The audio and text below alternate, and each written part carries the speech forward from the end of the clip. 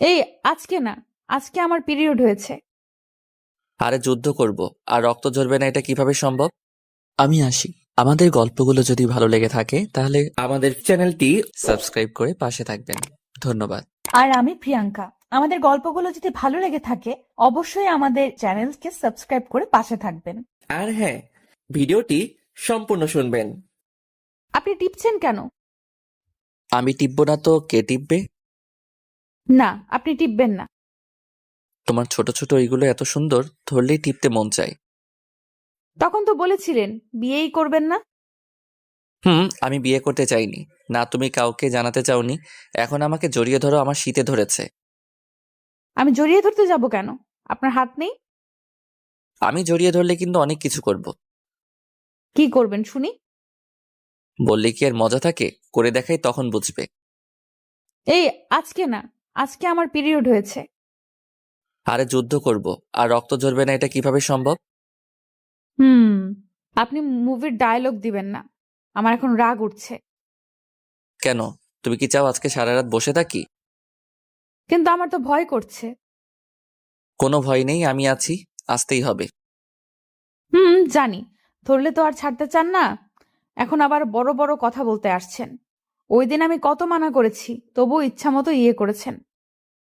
কোন দিন? জানেন না? মনে করুন ওই দিন রাতে কি কি করেছিলেন। সাব্বির বাস থেকে নামতেই গা কেমন যেন শিউরে উঠল।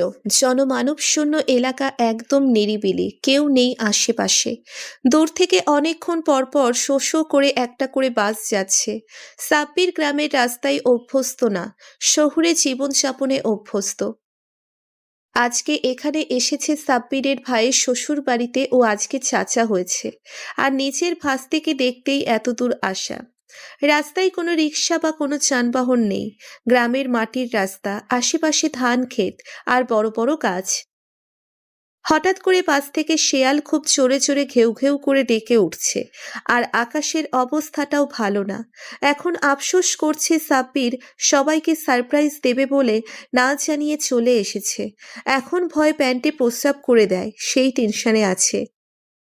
সাব্বির রাস্তা দিয়ে হাঁটছে, তখনই কার যেন নূপুরের আওয়াজ ভেসে আসতে লাগলো কানে। যেন আশেপাশে পেতনি বা শাকচুন্নি ঘুরছে। সাব্বির জোরে জোরে পা চালাতে লাগলো, কিন্তু আওয়াজটা যেন আরো বেড়ে যাচ্ছে। সাব্বির ভয়ে এবার দৌড়তে লাগলো, কিন্তু আওয়াজটাও দৌড়তে লাগলো পিছু পিছু। সাব্বির মনে মনে ৫ কালেমা পড়তে লাগলো।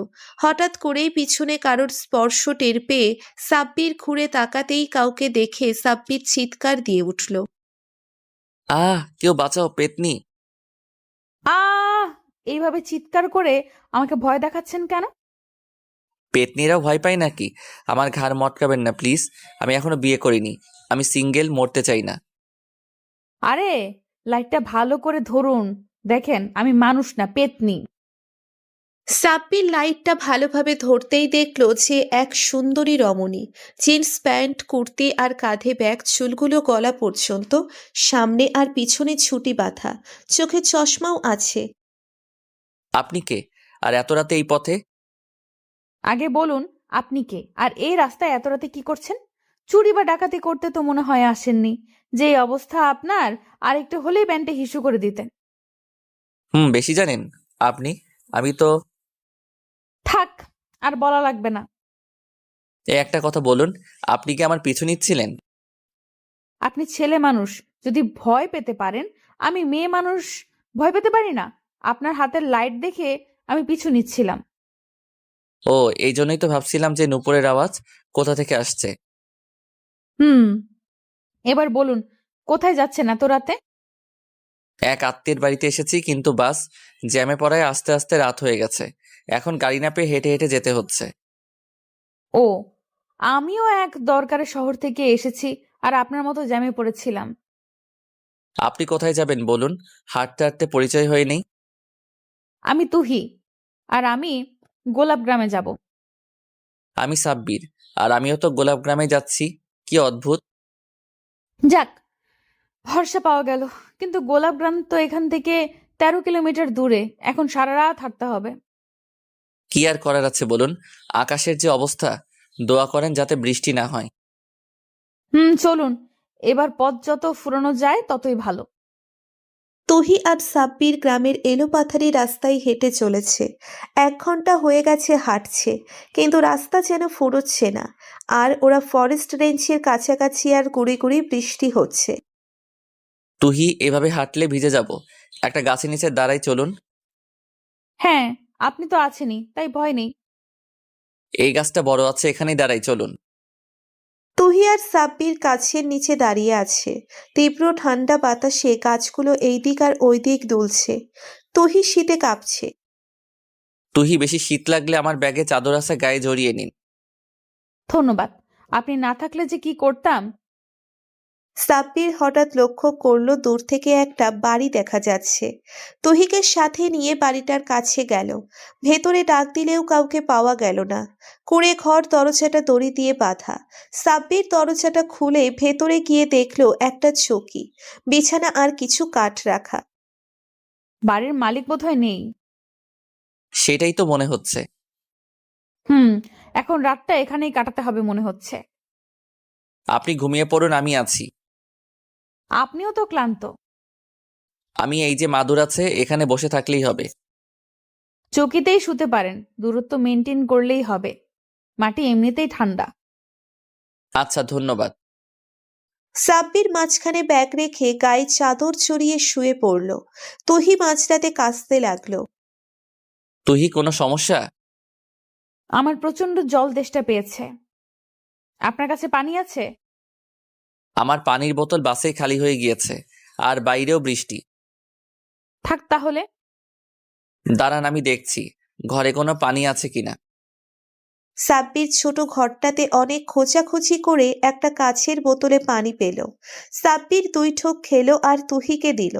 তুহিও খেলো অনেকখানি কোক গ্রাসে, কিন্তু পেটে পড়তেই তুহি মুখ থেকে ফেলে দিল। পানিটা কেমন যেন খুব ঝাঁঝালো। আমার সারা শরীর গরম হয়ে গেছে আর মাথাটা কেমন যেন লাগছে। এইটা তো মনে হয় মদ। আমরা মদ খেয়ে ফেললাম। ছি ছি, এটা মদ? তুহি, আমার কেমন যেন লাগছে। আমারও কেমন যেন লাগছে।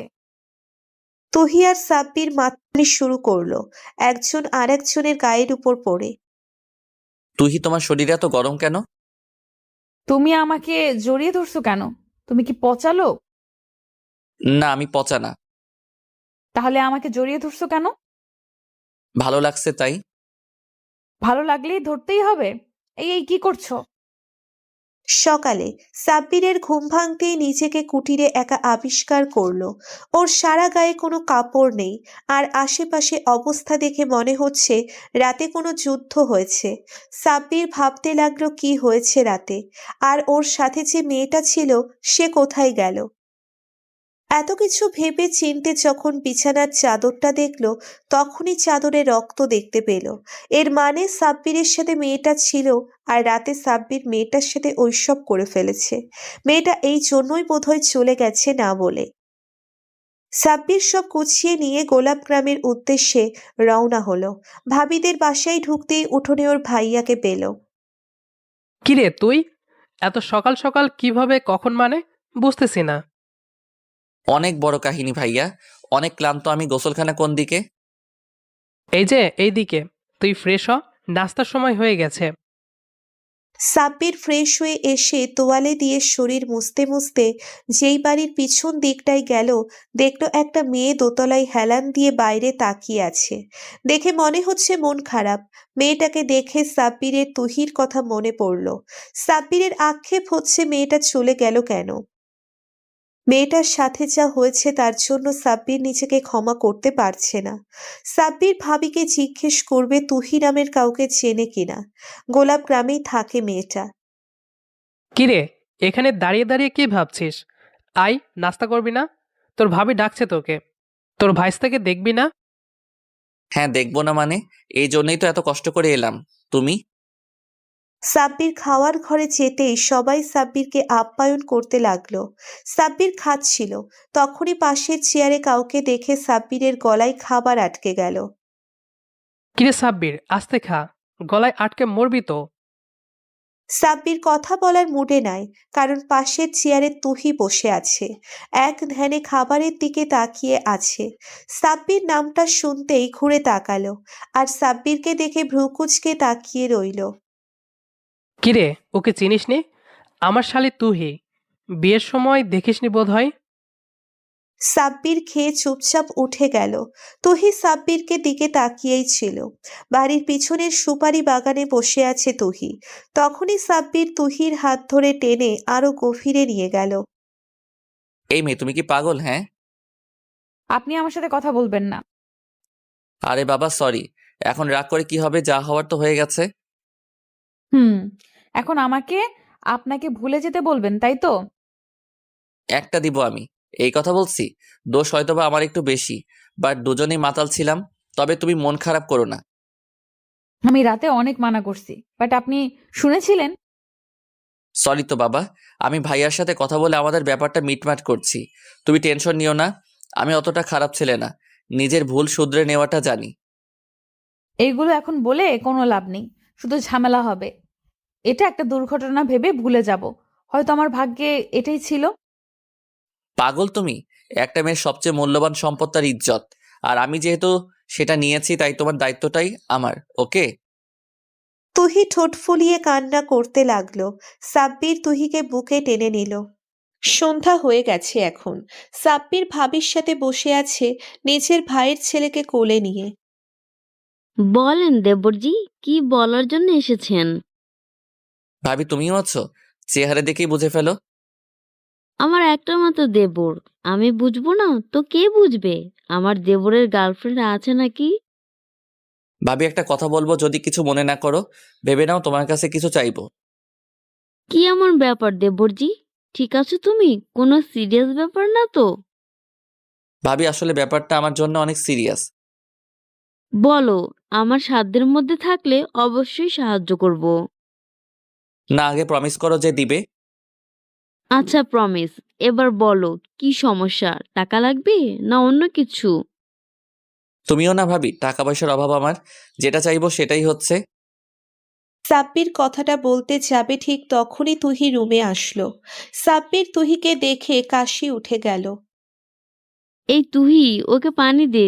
কি অবস্থা, ঠান্ডা লেগেছে নাকি? এই ঠান্ডা কিভাবে লেগেছে তা আমি ভালো করেই জানি। তুই এইভাবে কথা বলছিস কেন? আমার দেবরকে কি পছন্দ হয় না তোর? যেই তোমার দেবর আমার জানা আছে। এই কথা বলে তুহি রুম থেকে বেরিয়ে গেল। তুহির আবার কি হলো? আমি দেখছি ভাবি ওনার কি হলো।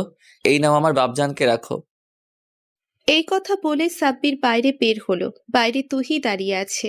সাব্বির তুহিকে টানতে টানতে বাগানে নিয়ে গেল। কি হলো, বাগানে নিয়ে যাচ্ছেন কেন? ভাবির সামনে এসে এইভাবে ডিস্টার্ব করলা কেন? একটা কথা বলার জন্য এত কাঁপাকাঁপি করছিলেন, এজন্যে। আরে তুমি কি বিয়েটা ছেলে খেলা মনে করো? ভাবিকে কি গিয়ে সরাসরি বলে দিব তুমি আর আমি জঙ্গলে কি কি করেছি? সাহস থাকলে বলেন, মানা করছে কে? সাহস দেখতে চাও, তাই না? এই কথা বলেই সাব্বির তুহিকে জড়িয়ে ধরে ঘাড়ে কামড় দিল। ছাড়েন, কেউ দেখে ফেললে সমস্যা হবে। যা হওয়ার হবে। তুমি ভয় পাচ্ছ নাকি? আমার কোনো ভয় নেই, ভয় আপনার। আমার হারানোর কিছু নাই। আপনাকে কেউ দেখে ফেললে মান সম্মান সব যাবে। সাব্বির তুহিকে ছেড়ে দিয়ে চলে এলো রুমে। সকালে ঘুম থেকে উঠেই ভাবির কাছে গেল। কিরে, এত সকাল সকাল? ভাবির সাথে কথা আছে, তুমিও থাকো। কালকে রাতে না বললেই তো চলে গেলে। কি কথা? ভাবি, আমার তোমার বোন তুহিকে অনেক পছন্দ হয়েছে। এখন তুমি কি করবে আমি জানি না। আমার তুহিকে চাই, না হলে এই জীবন গোলাপ গ্রামের নদীতে বিসর্জন দিব। কথাটি বলেই সাব্বির চোখ বন্ধ করে ফেলল। চোখ খুলে দেখলো ভাইয়া ভাবি হাসছে। এটা বলতে এত আমতা আমতা করছিলে? তোর পছন্দ আছে, আমার শালিটাকেই পছন্দ হলো অবশেষে। তোমরা রাগ করনি? রাগ করার কি আছে? তোমার আম্মু তো অনেক আগে থেকেই তুহিকে তোমার জন্য দেখে রেখেছে। আম্মু তুহির কথাই বলেছিল। হুম, কিন্তু তুই কি বলিস আবার? তাই আর বলিনি। আমি আম্মুকে ফোন দিয়ে জানাচ্ছি। ওয়েট, আম্মু জানলে আজকেই বিয়ে পড়িয়ে দিবে। সবাই জানাজানি হলে তুহির সাথে সাব্বিরের গ্রামীণভাবে বিয়ে দেওয়া হয়। এখন বাসর রাতে এখন মনে পড়ছে। মনে পড়ছে। এবার একটু আদর করতে দাও প্লিজ। এখন তো লাইসেন্সও আছে। আদর করাটাই বোঝো? কেন, তুমি কি চাও না আমি তোমাকে আদর করি? আমি চাইলেই আর না চাইলেই কি কারোর কিছু আসে যায়? তাহলে এবার একটু আদর করতে দাও। এই তোমার ঠোঁটে তো নরম, আগে জানতাম না তো। আরো অনেক কিছুই নরম, খুঁজে দেখো পেয়ে যাবা। প্রতিদিন ভালোবাসার নতুন নতুন গল্প পেতে চ্যানেলটি সাবস্ক্রাইব করে পাশে থাকা বেল বাটনে ক্লিক করুন।